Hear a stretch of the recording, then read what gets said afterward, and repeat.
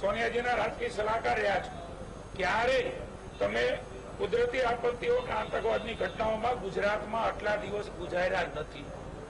2 દિવસ પણ તમે ગુજાર્યા નહીં હોય.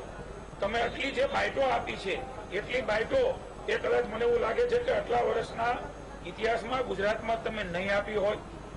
ખોટું બોલવું, અપ્રચાર કરવો, ગેરમાર્ગે દોરવા, એ પ્રકારની ટ્વીટો કરી અને અમને મેન્ડેટ આપી દીધો છે, અમને આને વ્હીપ આપી દીધો છે, આ પ્રકારના ગબ્બારાઓ એ આપણે બધા ખુલ્લા પડ્યા છે, આપણે જાણીએ છીએ.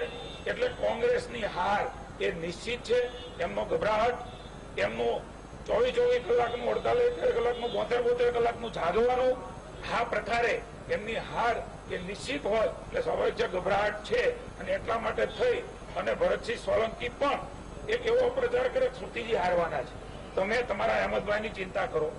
તમારી પાસે ખુલ્લા મતો હતા, 57 મતો હતા. એ 57 મતો એ પણ તમારી જોડે નથી રહ્યા. કોંગ્રેસના ઝઘડાઓ, આંતરિક એમના કાવાદાઓ, એમના કારણે કોંગ્રેસ એ વિખેરાઈ ગઈ છે.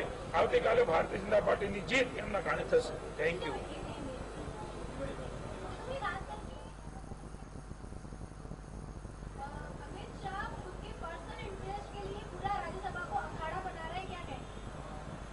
भाई अमित भाई उम्मीदवार है, हमारे राष्ट्रीय अध्यक्ष है.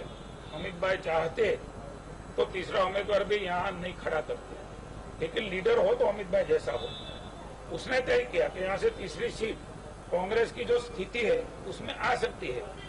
आज भी कांग्रेस के विधायक खुलेआम बोल रहे हैं, तो क्या अमित भाई बुला रहे हैं उसको? क्या कांग्रेस की आंतरिक बाबत है, सब उसको अपनी बात करने के लिए हाईकमांड में गए थे, सुनवाई नहीं हुई, इसलिए आज भी नाराज है.